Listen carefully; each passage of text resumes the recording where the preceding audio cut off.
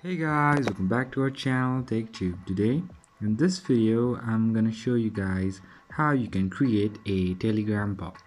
So I'll be teaching you a very easy step regarding this one, and if you have any problem or any queries within the process, just let me know in the comment section right away.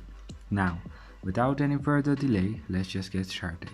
So firstly, what you need to do is you need to go to your search button and then search for bot father and just go on the top and then just press on start, and then as you can see you'll be having a option which says new bot, create a new bot.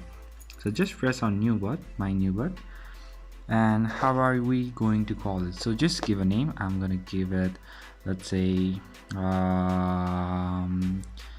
let me just have a new one like this, and then just choose a username like anything. So let me just go with at, and then underscore bot. You have to give underscore bot at the last and just press on send. So it's already taken.